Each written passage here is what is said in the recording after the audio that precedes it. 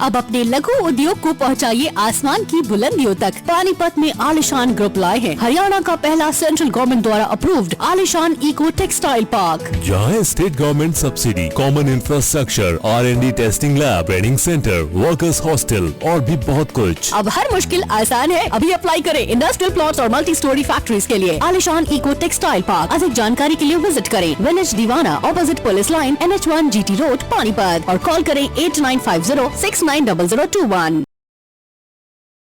हर update के लिए bell icon दबाएं और सब्सक्राइब करें वॉइस ऑफ पानीपत। नमस्कार, आप देख रहे हैं वॉइस ऑफ पानीपत और मैं हूं आपके साथ कुलवंत सिंह। आज वॉइस ऑफ पानीपत के स्टूडियो में ग्रामीण से विधायक महिपाल डांडा हमारे साथ जुड़ेंगे। इनसे बातचीत करेंगे क्योंकि कृषि अध्यादेश को लेकर पूरे देश में बवाल हो रहा है। पिछले दिनों आपने देखा भी होगा कि सड़कें भी जाम हुई और कल भारत बंद का ऐलान भी हुआ, और ख़ास तौर पर विपक्ष के जो नेता हैं इस मुद्दे को भुना रहे हैं और किसान कह रहे हैं कि ये जो कृषि अध्यादेश आया है उनके पक्ष में नहीं आया, और कांग्रेस ये कह रही है कि बीजेपी ने ये जो किया है गलत किया है। इसी मुद्दे को लेकर ग्रामीण विधायक और भी प्रदेश के जितने भी मुद्दे हैं इनको लेकर विधायक साहब से बातचीत करेंगे। तो विधायक साहब हमारे साथ है, स्वागत है सर आपका। जी सर, कृषि अध्यादेश को लेकर क्योंकि मुद्दा आजकल गर्म यही है, रोड जाम हो रहे हैं, भारत बंद चल रहा है, विपक्ष मुद्दा उठा रहा है, कैसे किसानों को समझाएंगे, आड़तियों को समझाएंगे कि आपके पक्ष में ये सब कुछ?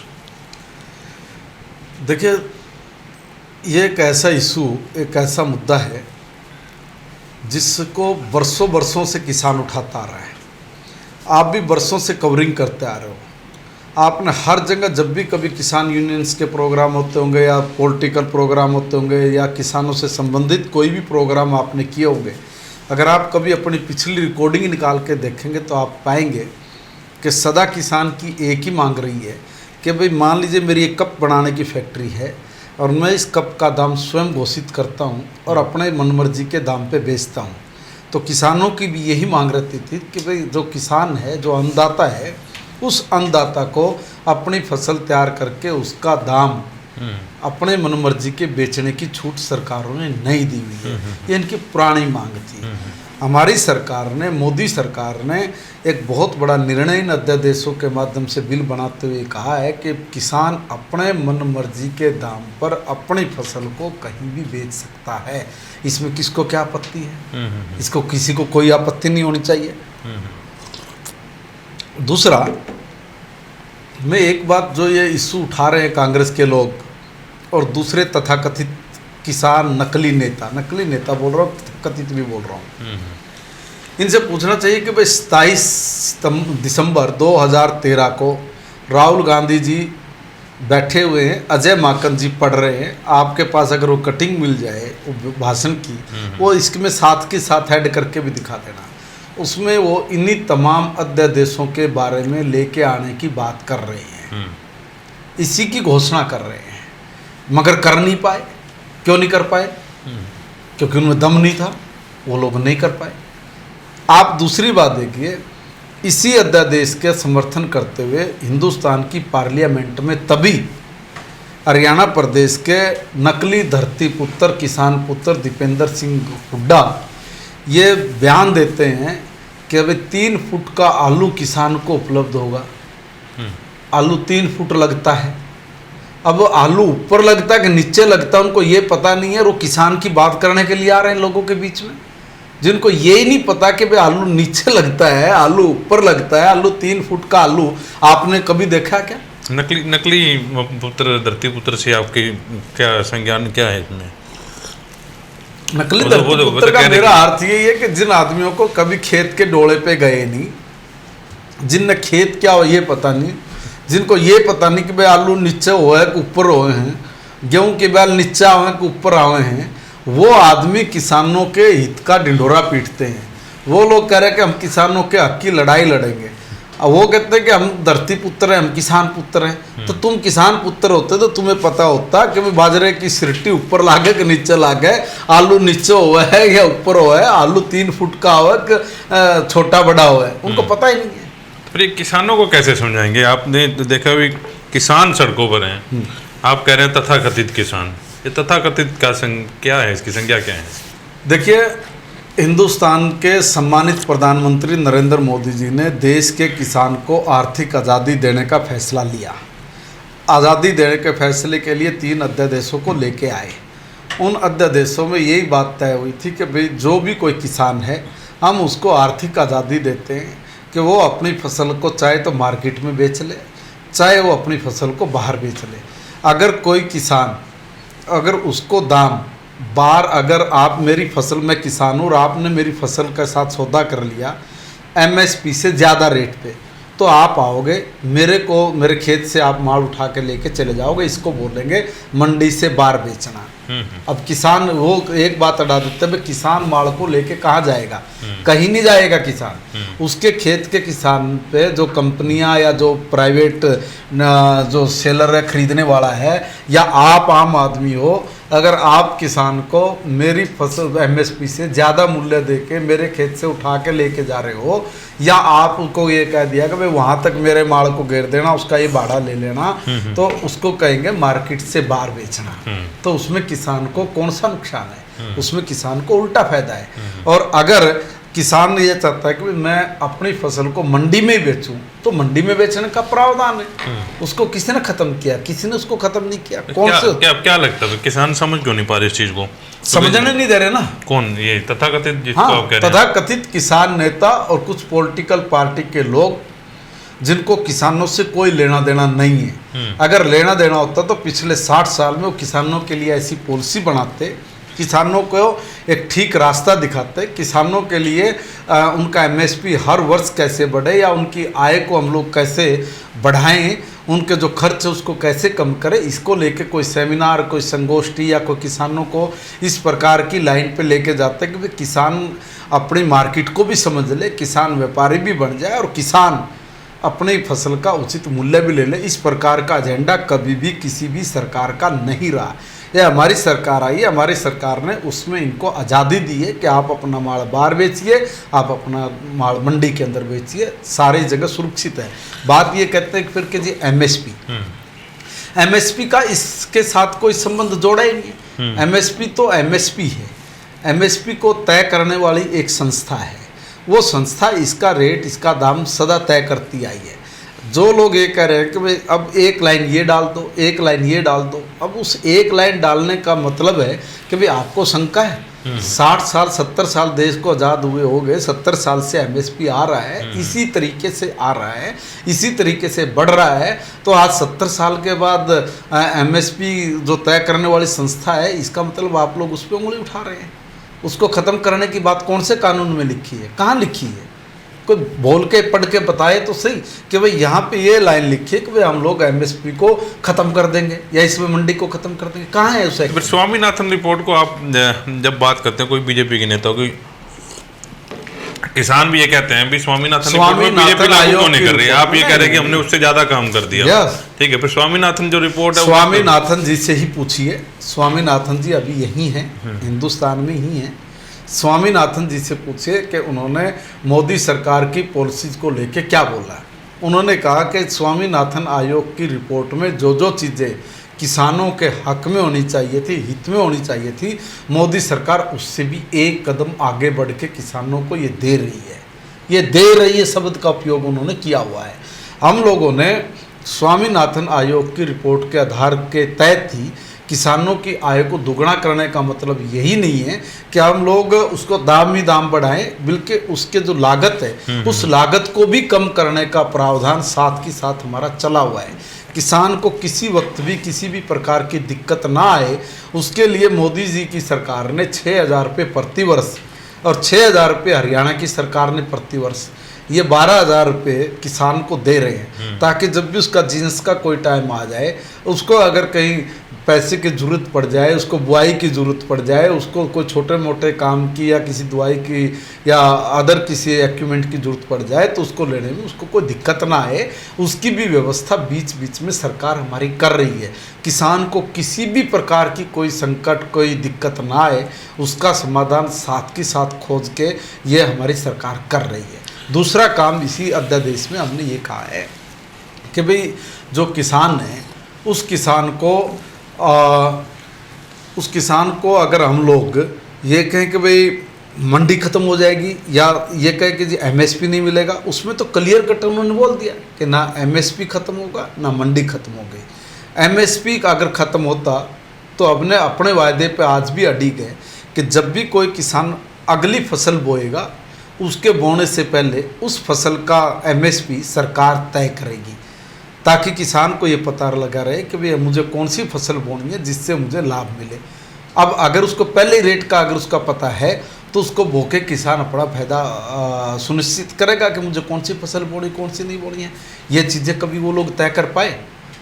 अब मैं तथाकथित किसान इसलिए कह रहा हूँ और इसलिए उनको नकली किसान नेता बोल रहा हूँ कि आप उनसे पूछिए तो सही कि जब आपकी सरकार 65-70 साल तक रही है, उस सरकार में आपने किसानों की जो कितनी फसलों का एमएसपी तय किया, कितनी फसलों का उनको पता ही नहीं। तो वही और सवाल, हमारी सरकार कितनी फसलों का एमएसपी तय कर रही है। उनकी सरकार में 7 फसलों का एमएसपी तय होता था, 2-3 फसलों को वो मोटे तौर पे खरीदते थे, बाकी के ऊपर उन लोगों ने कैप लगाया हुआ था। सर सवाल तो फिर वही रह गया ना कि मतलब तथाकथित किसान तथाकथित नेता वो हैं, उन्होंने बरगला लिया।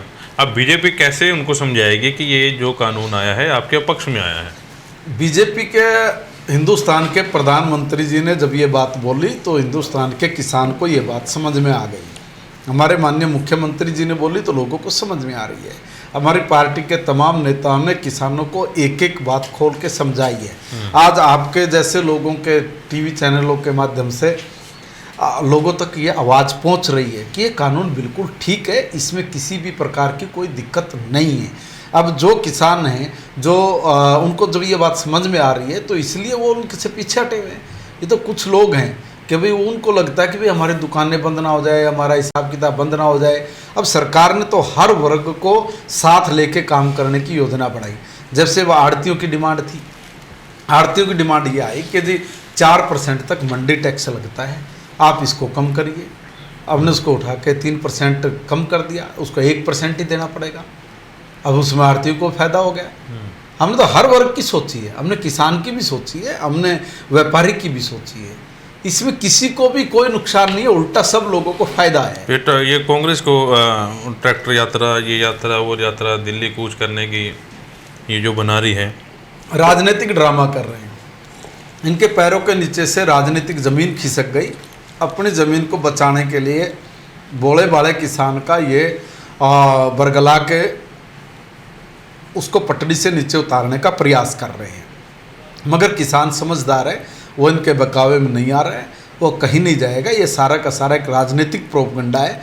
राजनीतिक लोग अपने अपने वर्करों को लिजा के वहाँ पे इस प्रकार का एजिटेशन खड़ा करने का प्रयास कर रहे हैं कि भाई देखो किसानों का तो बिल्कुल इस अध्यादेश का बिल बनने से बड़ा दिक्कत हो जाएगी, बड़ी गड़बड़ हो जाएगी।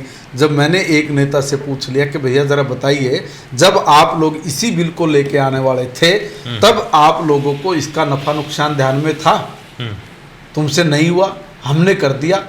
जब हमने कर दिया तो तुम लोगों को मिर्ची लग गई, तुम्हारे पेट में मरोड़े हो गए। तभी अभय चौटाला ने कह दिया आप तो मुर्गी पालक, आपको पता नहीं चीज होगा।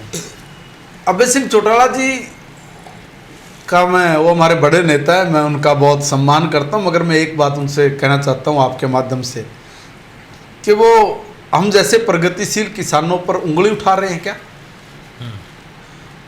मुर्गी पालक भी एक देश का किसान है, उन्नत किसान है, प्रगतिशील किसान है। हम लोग खेती भी करते हैं, साथ में अपने रोजगार को बढ़ाने के लिए एग्रीकल्चर से संबंधित काम भी करते हैं, जिसमें पोल्ट्री फार्म भी आता है। अब पोल्ट्री फार्म आता है तो अब मुर्गी का काम करते हैं तो बाकी काम भी तो करते हैं। अब मुर्गी का काम करने वाले को कहते हैं कि इनको क्या पता किसानी क्या होती है।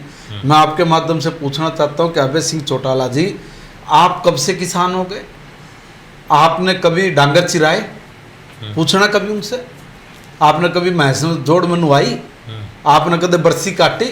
ज्वार ग्वार लोबिया काट कर डिम बिजली में 2 फेस करके गंडासियम को काट कर खोर में नार गिरा है? बीजेपी वालों ने नहीं, उनसे पूछो ना अभय सिंह चौटाला जी से, हुड्डा जी से, कभी तुमने कभी ये काम करे क्या? तुमने कभी गेहूं काटे हैं? तुमने कभी लादड़े ठुआए, तासड़े हटाए थ्रेसर के आगे से? कभी मंडी में गेहूं में बोरे डालकर मंडी में घेर के आए हो? आप उनसे पूछो तो हमने जीरी लाई कदे, जीरी नुलाई कदे, बरट काटा कदे जीरी में से? उनसे पूछो कभी हमने जीरी काटी हो, झाड़ी हो, बरसाई हो, प्राड़ के चट्टे लगाए हो? पूछ के दिखाओ। अगर एक भी काम कर रखा है तो महिपाल ढांडा राजनीति छोड़ देगा। हमने हर काम किया और आज भी कर रहे हैं। हमसे पूछेंगे क्या कि हमने क्या पता किसान क्या होता है क्या नहीं होता है? तो कौन लोग पूछ रहे हैं? फिर ऐसे लोग जिनको खुद खेत से कोई संबंध नहीं रहा हो, वो लोग हमें पूछते हैं। अगर कहीं 500-400 किलो के मालिक होंगे, लेके घेर दी प्रॉपर्टी के तौर पे, तो इसका मतलब ये थोड़ी वो किसान हो गए। अरे जिसने काम करा किसान वो है। अब ऐसे ऐसे लोग नकली किसान नेता नहीं हुए तो क्या हुए? वो लोग किसानों की आवाज़ उठाएंगे। उनको पता ही नहीं किसी भी चीज़ का। उनको ये पता नहीं है कि भाई एक अगर किले में गेहूँ बोए तो कई बार उसने उसको 64 कर बोआ है कि 200 कर बोआ है, उसमें 10 दड़ी बीज लागे है, उसमें मंडूसी की दवाई कौन सी लागेगी, उसमें खरपतवार कौन सा डालना कौन सा नहीं डालना, कितने कट्टे क्यों खाद के उसमें पड़ेंगे, कितनी उसकी कटाई है, कितनी उसकी जराई लागनी है। उनने कहेगा बेरा नहीं है। ऐਵੇਂ उठा कर पड़ी पढ़ाई बात 2-4-5 लोगों से ले आते हैं, लोग के लोगों के बीच में बोल देते हैं, उल्लू बनाने का काम करते हैं। ये हैवी हो गए। हैवी तो होने की बात नहीं है, ये हैवी नहीं है। ये तो कुछ लोगों का एक षड्यंत्र है कि किसान अगर इस आर्थिक आज़ादी की तरफ बढ़ गया या इसके पैरों की जो जंजीरें जो बांध रखी थी, वो थर्ड फोर्स ने जो बांध रखी थी वो कहीं छूट ना जाए, वो कहीं आगे नहीं निकल जाए, इसलिए कुछ स्वार्थी लोग अपने स्वार्थ के चक्कर में करोड़ों किसानों के फांसी का फंदा तैयार करने लग रहे हैं। और वो हम लोग तैयार नहीं होने देंगे। हम किसान को मरने नहीं देंगे। हम किसान को कह रहे हैं कि तू अपने खेत के अंदर भी पैदा कर और तू मार्केट में भी जा। जब तक किसान मार्केट को नहीं पकड़ेगा, मार्केट को नहीं समझेगा और मार्केट को समझ के अपनी फसल का दाम खुद तय नहीं करेगा, तब तक किसान का भला नहीं हो सकता। और यही सब चीज़ों की गारंटी इन अध्यादेशों के माध्यम से जो बिल बनाया हमने, वो हम लोग किसान को दे रहे हैं। इसमें बताइए क्या आपत्ति है? किसी भी नेता को बुला के आप कुलवंत जी ये पूछो कि इन अध्यादेशों में गलत क्या है, एक भी बात नहीं बता पाएंगे। आप इनमें से किसी भी नेता से पूछिए कि भाई आप इसमें सुझाव क्या दोगे, आप इसमें, चलो ये सारे अध्यादेश उनसे पूछना गलत है, आप बताइए आप इसमें क्या देना चाह रहे हैं, तो वो भी नहीं बता पाएंगे। वो कहते हैं कि जी यही चीज़, यही व्यवस्था चालू रखनी चाहिए। कौन सी व्यवस्था चालू रखनी चाहिए? कि जी मंडियों के जरिए। अरे भाई मंडियों के जरिए बंद किसने की है? मंडियों के जरिए है। इसमें से थोड़ी प्रगतिशील किसान है, वो किसान आगे बढ़े, वो अपने FPO बनाए, फार्मर प्रोडक्ट ऑर्गेनाइजेशन, किसान समूह बनाए। किसान समूह बना के वो अपने प्रोडक्ट को, अपने खेत के माल को वो कहीं भी ले जाके बेच दें, या वो किसी भी व्यापारी के साथ सौदा करें, वो अपने खेत से उस माल को उठा के दे दें। और MSP से जहाँ रेट ज़्यादा होगा, स्वाभाविक बात है वो किसान अपने माल को वहाँ देगा। अगर वो MSP रेट से ज़्यादा अगर माल को कहीं दे रहा है, तो उसमें इन किसान नेताओं को कौन सी प्रॉब्लम है भाई? आप क्या चाह रहे हो कि MSP से कम का माल किसान बेचे ताकि तुम्हारे से इतने लोगों को लाभ हो जाए? ऐसा थोड़ी नहीं होगा। विपक्ष तो फिर दुष्यंत का भी इस्तीफा मांग रहे हैं, क्योंकि कह रहे दाऊद देवीलाल जो थे वो तो किसानों के नेता थे, लेकिन दुष्यंत इस मामले में बिल्कुल चुप है। भाई मुझे एक बात बताइए, दुष्यंत जी बहुत पढ़े लिखे लड़के हैं और उनको समझ है, और उनको ये समझ है कि सरकार ने जो बिल बनाए, इस बिल में किसी प्रकार की कोई त्रुटि नहीं है। वो अगर असली किसान हितैषी हैं तो वो दो चीज़ बताएं। एक बात ये बताएं कि इन अध्यादेशों में कमी क्या है, ये जो बिल बन गए अब तो बिल में क्या कमी है, और दूसरा ये बताएं कि भाई आपका सुझाव क्या है कि भाई किसानों को ज़्यादा से ज़्यादा लाभ मिले। वो कोई भी नहीं बता पाएंगे।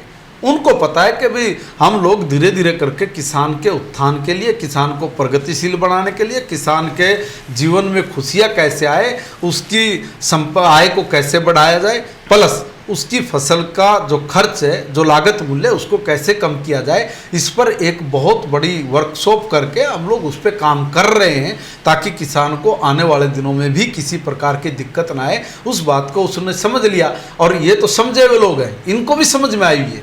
मगर जो अंधा होता है, आप उसको तो कोई रास्ता दिखा दें, उंगली पकड़ के पार करा दें, तो ये तो बात समझ में आती है। मगर जो आँखों वाले जानबूझ के अंधे बने हुए हों, उनको कोई रास्ता नहीं दिखा सकता।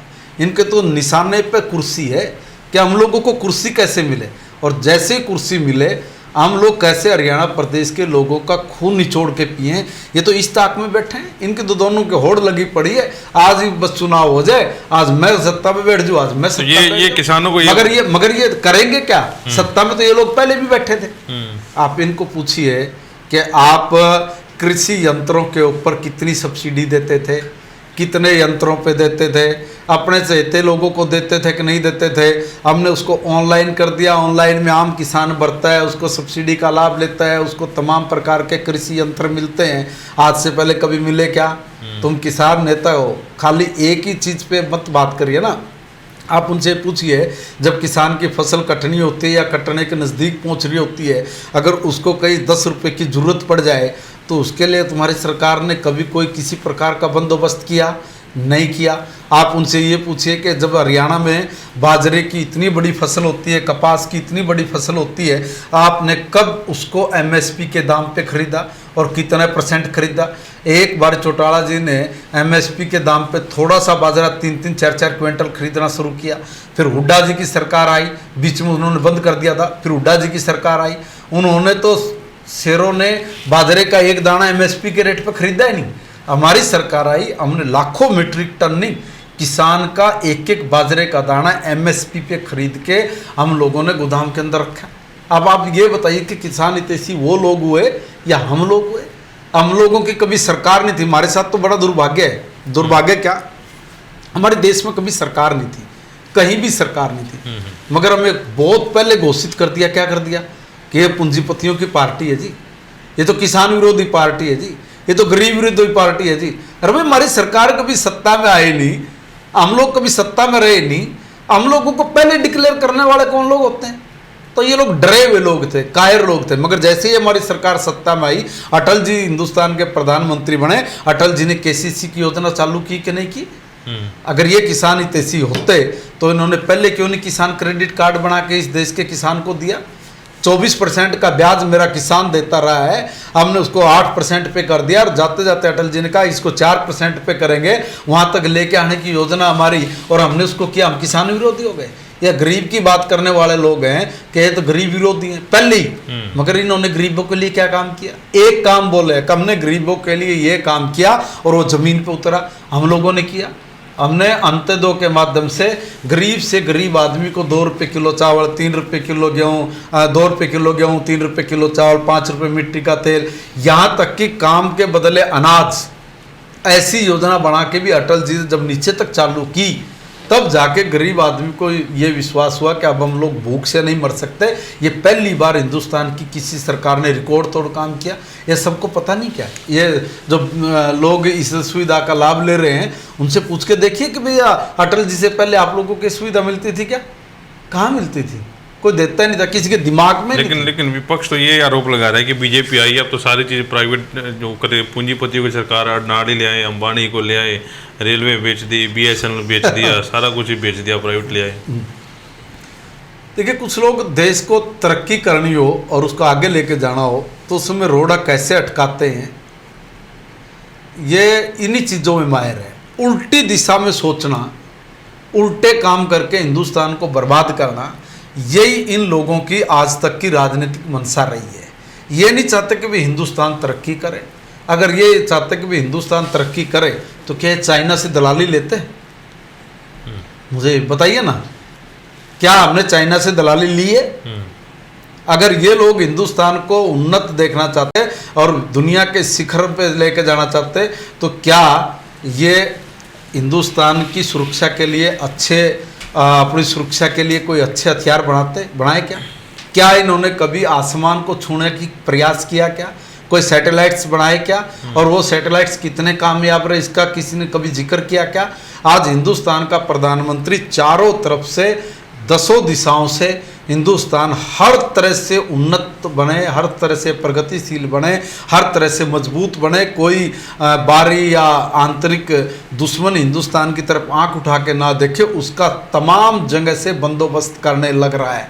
हमने किसानों के लिए ये कानून लेके आए तो हमने किसानों को भी नहीं छोड़ा, हमने किसानों को भी आगे बढ़ाने का काम किया। हमने गरीब आदमियों के लिए भी पीडीएस सिस्टम को और मजबूत करके उसको और आगे तक हम लोग लेके जा रहे हैं। इन्होंने क्या किया? एक काम तो बताए कि इन्होंने ये किया, एक काम, सिंगल काम नहीं, बस चोरी जरूर की है। कभी 2G के माध्यम से, कभी कोयला के माध्यम से, कभी जीप घोटाला के माध्यम से, कभी यूरिया घोटाला के माध्यम से। हमारी सरकार ने कोई घोटाला किया है क्या भाई? कौन सा घोटाला किया? एक लेके तो आप मानते हैं प्राइवेट सिस्टम हो जाना चाहिए? प्राइवेट सिस्टम की बात नहीं है, ये नहीं है कोई प्राइवेट सिस्टम हो। मैं ये कह रहा हूँ कि जो सरकारी सिस्टम था, उस सरकारी सिस्टम से हम लोग आज तक वहीं के वहीं नहीं, उससे पीछे क्यों आके खड़े हो गए?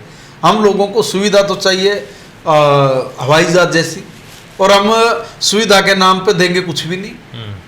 आपके सामने एक कप है और कहेंगे उठाओ चाय पियो, इसमें चाय डालेगा तो पियोगे, कहाँ से पियोगे? देखिए, देश को अब आगे लेके जाना है, तो आगे लेके जाने में जहाँ जहाँ भी चूकें रही हैं, उन चूकों को कैसे दूर किया जाए, उन चूकों को कैसे दुरुस्त किया जाए, ये दुरुस्त करने में बताइए देश को नुकसान कौन सा है? कौन सा नुकसान है? नुकसान तो बताइए ना। इससे हटके बात करते हैं। अभी राम मंदिर भी हो गया, 370 भी होगी, किसानों का भी हो गया, अभी इसके बाद कुछ और काम बीजेपी कुछ कर रही है? बीजेपी तो बहुत कर रही है। ये तो ये कह रहे थे कि भाई मंदिर नहीं बना सकते, राम मंदिर के नाम पे वोट मांगते हैं और मंदिर वही बनाएंगे, तारीख नहीं बताएंगे। हमने तारीख बता के मंदिर निर्माण का काम शुरू कर दिया। आज इन्होंने कहा कि भाई धारा 370 नहीं हटा सकते, हमने हटा दी। ये 35 ये नहीं हटा सकते, हमने 35 ये हटा दी। कश्मीर में शांति नहीं आ सकते, हम शांति को ले आए। ये कहते हैं किसानों का भला नहीं कर सकते, हम किसानों का भला कर रहे हैं। जहाँ जहाँ भी कांग्रेस को और दूसरे चोर नेताओं को चुटकी लगेगी, वहीं पे समझ लेना कि मोदी जी कोई न कोई जनता की भलाई के लिए अच्छा काम कर रहे हैं। जहाँ भी ये कूदेंगे, लोगों को भी समझ में आनी शुरू होगी कि जरूर कोई न कोई अच्छा और भला काम हमारे हित में होने वाला है, इसलिए लोग चिल्ला रहे हैं। इनको चिल्लाने दें, इनके चिल्लाने का कोई ज़्यादा लंबा चौड़ा फर्क नहीं पड़ने वाला है। लोग समझदार हैं, अब नए लड़के हैं, पढ़े लिखे हैं, उन्होंने उन एक्टों को पढ़ लिया है, उन्होंने अध्यादेशों को भी देख लिया था, उन्होंने बिल बनते हुए भी देखा है, और उनके हित का एक भी काम ऐसा उस अध्यादेशों में और बिलों में नहीं था जिसका ये तथाकथित किसान नेता विरोध कर रहे हैं। इसलिए ये बिल बिल्कुल किसान के हित में, किसान के पक्ष में, और किसान इसको समझ रहा है। लोकल मुद्दे पे कुछ बात कर लें। हाँ, जाते जाते जी। अभी क्योंकि पिछले दिनों पानीपत की बात कर लें, निगम तो भ्रष्टाचार का आपने डिक्लेयर कर दिया था कि निकम्मे ही अफसर ही निकम्मे हैं। पहली मीटिंग में आप गए थे, पहली मीटिंग में आपने निचोड़ निकाल दिया कि निठल्ले हैं ऐसे सारे। उसके बाद आपके शहरी विधायक 8 करोड़ के पर्चे लहराते हैं जी, अफसर वो कर गए। भी सरकार आपकी, अफसर आपके, कैसे समझाओगे लोगों को कि ये भ्रष्ट वो हैं, ये कांग्रेस के टाइम के भरे हुए हैं? क्योंकि आप तो गर्दन दबाना जानते हैं अफसर की, तो कार्रवाई क्यों नहीं हो रही? ये कब, क्योंकि पानीपत ऐतिहासिक शहर है, इसको इतिहास के नाम से, हैंडलूम नगरी के नाम से जाना जाता है, लेकिन पानीपत अब भ्रष्टाचार नंबर 1 पूरे हरियाणा में जाना जा रहा है। इसको कैसे ठीक कर पाएंगे? क्योंकि शहरी विधायक का भी आपने देख लिया, अभी पिछले दिन एक अफसर को फ़ोन करते रहे, लेकिन उनका फ़ोन उठाना तक मुनासिब नहीं समझे। तो ये कई मुद्दे हैं, इस पर आपका क्या कहना है? देखिए, निगम का जहाँ तक सवाल है, निगम में हमारी भी विधानसभा आती है। अब हमारी भी जब विधानसभा आती है तो हमने भी, मैं कभी बहुत अपने काम से काम रखता हूँ। मेरा जो काम है, मुझे पता है कि मुझे हम लोगों को अपने काम को कैसे कराना और कैसे उसको करना है। इसलिए हम लोग तो सीधा सीधा जो करप्शन की बात कर रहे हैं आप, जो इस तरह की बात जो उठा रहे हैं, उसमें 2 तरह के काम करने चाहिए। जैसे आपने पार्षदों से काम पूछ लिया, उनका एस्टीमेट बनवाया, एस्टीमेट बनवा के हम लोग ऊपर तक उनको लेके जाते हैं, वहीं से उनके टेंडर लगाने का ऑर्डर आता है। जब टेंडर लगता है तो खुलता तो काम हो जाता है। वो काम हुए हैं। इतने काम के नरक में पड़ा हुआ पानीपत ग्रामीण, आज वहाँ पे चलने फिरने की व्यवस्था काफ़ी हद तक दुरुस्त हो गई है। मैं संतुष्ट नहीं हूँ। अब आप ये कहेंगे कि आप ही संतुष्ट नहीं है, लोग कहेंगे संतुष्ट नहीं है। इतने कीचड़ में थे, इतने कीचड़ से आज वो बिल्कुल साफ़ सुथरी सड़कों के ऊपर आ गए हैं। अब सड़कों से आगे, जब तक मेरा सीवर का काम पूरा नहीं हो जाएगा, जब तक हमारा पीने के पानी की पाइपलाइन पूरी तरह से नहीं बिछ जाएगी, जब तक मैं तो संतुष्ट होने वाला नहीं हूँ। और उस पर काम बहुत तेज़ी से चला हुआ है। कोरोना काल में 3-4 महीने उनके काम पर ब्रेक लगाए। अभी मैंने उनको कहा कि भैया इस काम को ज़रा और तेज़ी के साथ खींचिए। वो खींचने लग रहे। मेरा दिमाग अपने काम की तरफ चलता है, मैं उधर अपने काम में किसी प्रकार की कोई चूक नहीं छोड़ रहे हैं। जो भी लोगों की समस्याएं आती हैं, उन समस्याओं का समाधान और उसका निदान वो हाथ के हाथ तुरंत हम लोग कैसे कराएं, इस पर हमारा फोकस रहता है। अभी भी मेरी विधानसभा में ऐसी कुछ गलियां बची हुई हैं, ऐसे कुछ इलाके थोड़े थोड़े बीच बीच में टुकड़े हैं कि जो अभी भी सही मायने में कच्चे और जहाँ पर प्रॉब्लम है, जहाँ पे अभी भी दिक्कत है। ऐसे काम सिर्फ 48 करोड़ रुपए के हमारे बचते हैं। 48 करोड़ रुपए में से 32 करोड़ रुपए के कामों की मंजूरी हम लोग लेके आ गए हैं। 32 करोड़ के काम होने के बाद मुश्किल से 15-16 करोड़ रुपए के काम ऐसे बचेंगे जहाँ पर हम लोग उसको कोई एमसी फंड आएगा या दूसरे फंड से हम लोग उसको भी इमीडिएटली करा लेंगे। नहीं तो मैंने अधिकारियों को ये सीधा निर्देश दिया है कि आप लोग जाइए और जो ये 16 करोड़ रुपए के काम और बचे हुए हैं, इन कामों का भी आप एस्टिमेट बना कर मुझे दीजिए। हम लोग चंडीगढ़ से मुख्यमंत्री जी से बात करके इसका भी पैसा लेके आके अपने कामों को शुरू करा देंगे। हमारे यहाँ पे कामों की कोई कमी नहीं है, काम करने में किसी भी प्रकार की कोई कोताही, भ्रष्टाचार भी उतना है। आप दूसरी बात ये कि अब आपने कहा जी भ्रष्टाचार, मैं एक सीधा सा प्रश्न पूछता हूँ। मैं ये नहीं कह रहा कि हो रहा है, मैं ये नहीं कह रहा कि नहीं हो रहा हूँ, मैं ये कह रहा हूँ कि भ्रष्टाचार कहाँ पे, कौन सी जगह पे? आपके एमसी बताते रहे, आपके पार्कों में घोटाले सामने आए, देखे आपने? नहीं, मैं एक बात बताऊं जी। देखिए, जब भी कोई एस्टिमेट बनता है, अगर उस एस्टिमेट में कोई गड़बड़ करके अगर कोई अधिकारी कोई शरारत करने का काम करता है या कोई इस तरह की जब बात आती है तो उसकी जांच भी होती होगी। तो किसी भी आदमी ने उसकी जांच के लिए लिखा क्या, और जांच के लिए लिखा तो उसकी जांच भी हुई होगी। जब जांच हुई होगी तो ठीक हुआ होगा तो ठीक है, अगर गलत हुआ होगा तो उसको पनिशमेंट का भी प्रावधान है, तो उसको पनिशमेंट मिलनी चाहिए। तो आज तक क्या किसी ने कहीं अगर करप्शन हुआ है तो उसकी कोई लिखित में कंप्लेंट करके उसकी कोई विजिलेंस इंक्वायरी की बात हुई है क्या? अगर हुई है तो उसकी रिपोर्ट तो ये फिर लोगों को बेवकूफ बनाने वाला काम है। आपके शहरी विधायक तो दिखा ही रहे हैं 8 करोड़ रुपए की, 1 महीने में सड़क भी बन गई, पास भी हो गई। मैं और बात, विजिलेंस को लिखेगा कौन? आप लोग लिखेंगे, नेता लिखेंगे, पार्षद लिखेंगे। मैं एक बात कर, तो लिखा क्या? फिर इतना जागरूक भी तो होना चाहिए। मैं आपसे कह रहा हूँ, क्या अगर एक नेता ने नहीं लिखा या मैंने नहीं लिखा, मैं भी एक एमएलए हूँ, तो आम जागरूक आदमी है ना, हम लोग भी तो इंक्वायरी की मांग कर सकते हैं। आप मुझे 10 काम कहने के लिए आ सकते हो, तो आप मुझे ये भी कहने के लिए आ सकते हो कि देखिए डांडा जी, यहाँ पे हम लोगों को गड़बड़ नजर आ रही है, आप इस पे सिग्नेचर करिए, इसकी विजिलेंस इंक्वायरी कराइए, हम लोग कराएंगे।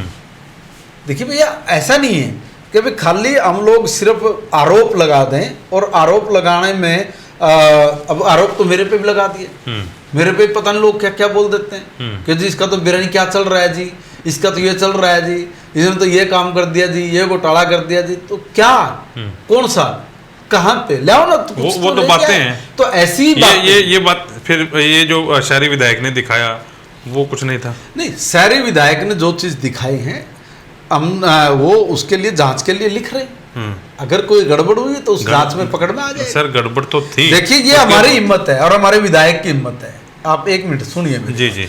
ये हमारी हिम्मत है बीजेपी वालों की कि अगर कोई भी गलत काम हो रहा है तो उसको जनता के सामने उजागर करने हैं, ये हमारा दायित्व है और हम लोग उसको कर रहे हैं। आपका क्या कांग्रेस के लोग इतना भ्रष्टाचार होता था, दूसरे दलों के लोग हैं, क्या अपनी सरकार रहते हुए उन्होंने कभी किसी भ्रष्टाचार को उजागर करने की हिम्मत दिखाई?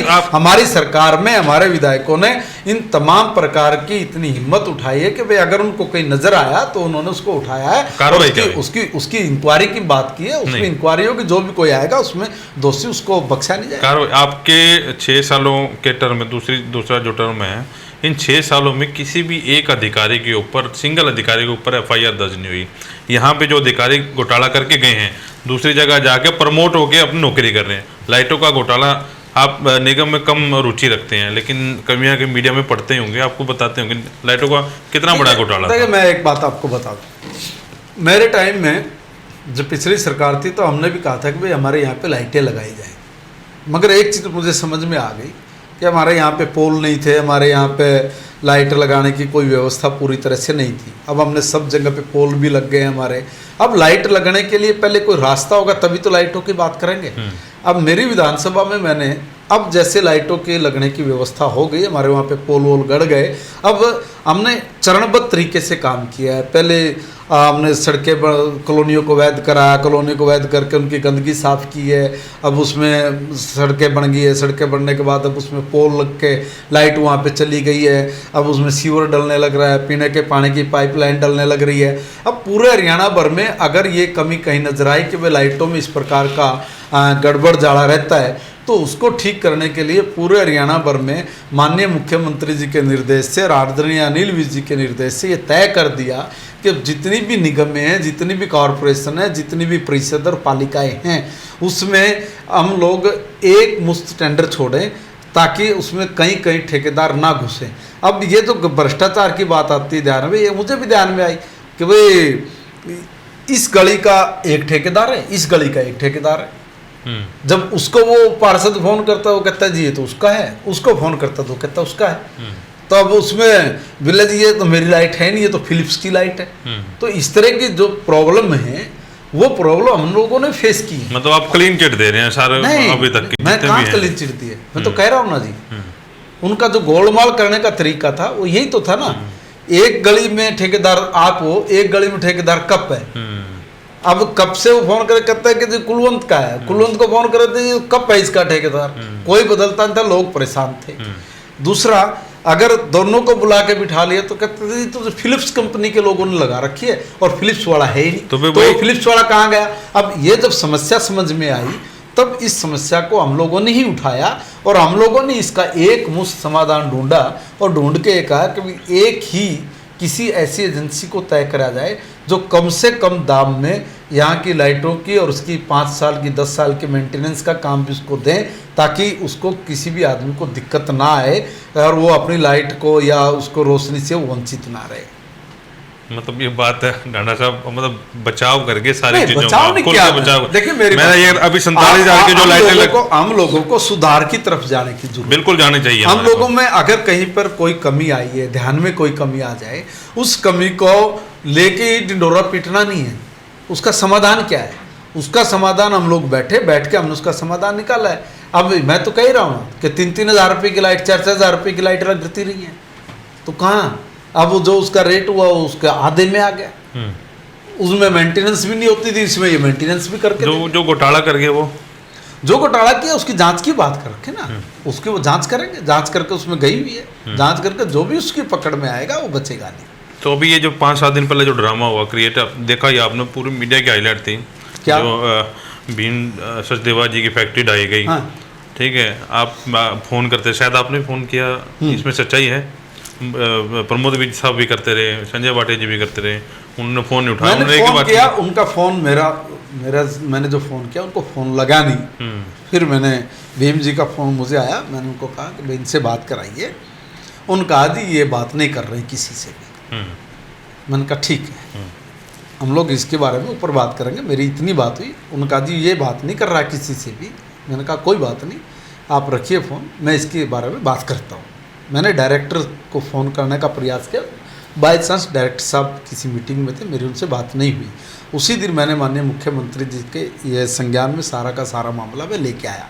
इन बिटवीन वहाँ पे आदरणीय प्रमोद विज जी पहुँचे। प्रमोद विज जी ने वहाँ पे उस काम को रखवाया और उनसे पूछा कि भाई आप ये किस अथॉरिटी से काम कर रहे हैं, आप इसको तोड़ कैसे रहे हैं, आपके पास अथॉरिटी लेटर है क्या? तो उनके पास अथॉरिटी लेटर तो था नहीं। बिना अथॉरिटी लेटर के आप इसको गैर कैसे, तो कार्रवाई क्यों नहीं उसके ऊपर? तो वो कार्रवाई के लिए बोला है ना जी, उस कार्रवाई के लिए तो होगी ना तो सर एक अफसर इतना हैवी हो गया कि आप हैवी होने की बात नहीं है, उसमें अफसर कोई काम जब वही समालखा में उस अगले दिन भी उन्होंने कार्रवाई की। अब अफसर कह रहे हैं कि मेरे पास सारा होने, कार्रवाई क्यों ना हो? एक प्रमोद विज साहब का वहां पहुंचना, आप डबल बात मत करिए ना कुलवंत जी। कार्रवाई क्यों ना हो जी, एक मिनट, कार्रवाई क्यों ना हो? कार्रवाई की जगह कार्रवाई भी होनी चाहिए। जहां पर न्यू कंस्ट्रक्शन अगर कहीं पे चली हुई है उसको रोकने का काम भी इन्हीं का है। जिनका पुराना काम चला हुआ है उस पुराने काम पे जहाँ पर 2 साल 3 साल 4 साल बड़े हो गए उनकी के ऊपर कार्रवाई करना ये गलत है। और उसके लिए हमने हरियाणा की विधानसभा, मैंने भी और प्रमोद विज जी ने भी, दोनों ने ये कहा था कि जी इनकी हम लोग CLU अप्लाई करा देते हैं और CLU अप्लाई करके इनका भी कोई न कोई समाधान रास्ता ऐसा निकाला जाए कि भाई ये भी जैसे हमारी कॉलोनियाँ वैध हुई थी, ऐसे ही ये इंडस्ट्रियल जोन है जो, या जो कॉलोनियों के अंदर इंडस्ट्री बनी हुई है, उनको भी कोई न कोई राहत मिल जाए। उस दिशा में सरकार सोच रही है। अब उसमें बहुत सारे ऐसे टेक्निकल इशू हैं जो मैं यहाँ नहीं बोल सकता, क्योंकि उसके बोलने से हो सकता है व्यापारी भाइयों का भी नुकसान हो जाए। इसलिए कुछ चीज़ें ऐसी हैं, और मैं तो इनको पहले से कहता आ रहा हूँ, सब लोगों को मैंने कहा, इंडस्ट्री के लोगों को मैंने खुद भी कहा कि भाई आप अभी इन कामों को बंद कर दीजिए, अभी आप नई इंडस्ट्री मत लगाइए, अगर लगा भी रहे हैं तो आप उसकी CLU ले लीजिए, और नहीं तो कुछ समय के लिए आप लोग रुकिए, जब तक सरकार कोई रास्ता निकाल लेंगे। और रास्ता निकाल के अगर हम लोग अपने काम को शुरू करेंगे तो उसमें किसी को कोई तकलीफ नहीं होगी। मगर BM जी का तो पुराना काम था वहाँ पे, उसका तो काम चला हुआ था, उनकी फैक्ट्री गिराना ये वाकई में बहुत गलत हुआ है, और इसी को लेके हमने मुख्यमंत्री जी से बात की है, उस पर जरूर एक्शन होगा, उसमें कोई वो नहीं। तो महिपाल डांडा जी हमारे साथ थे, बता रहे थे कि जो कार्रवाई हुई है गलत हुई है, निगम में भ्रष्टाचार को लेकर बोले, लेकिन बड़ी बात जो कृषि अध्यादेश आए उनको लेकर बड़ी बात इन्होंने बोली है कि कुछ तथा कथित किसान नेता और जो विपक्ष के नेता हैं वो किसानों को बरगला रहे हैं, लेकिन बड़ौदा उपचुनाव से पहले अगर जो किसान ने मते माने तो बीजेपी को बड़ा नुकसान हो सकता है। तो आज के लिए बस इतना ही, किसी और हस्ती के साथ हम आपको जल्द मिलवाएंगे। वॉइस ऑफ पानीपत के लिए प्रदीप पंचाल के साथ कुलवंत से।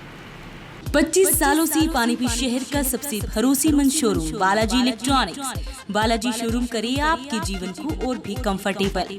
फेस्टिवल धमाका ऑफर बालाजी इलेक्ट्रॉनिक्स में 32 इंची स्मार्ट LED केवल 12,990 रूपए में। साथ ही सभी प्रोडक्ट पर आकर्षक ऑफर, 0% ब्याज और आसान किस्तों में। लैपटॉप की भरपूर वैरायटी बालाजी शोरूम में, साथ ही सभी कंपनी के मोबाइल मिले बालाजी शोरूम में। बालाजी शोरूम GT रोड की साथ सनोली रोड पर भी उपलब्ध। आज ही आइए और फेस्टिवल धमाका ऑफर का फायदा उठाइए।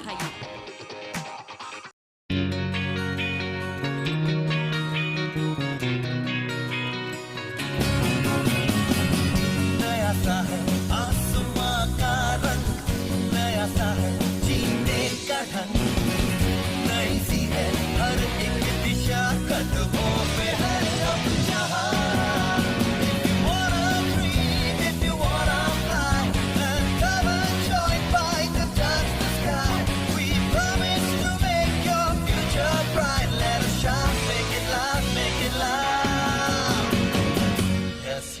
Yes, bite.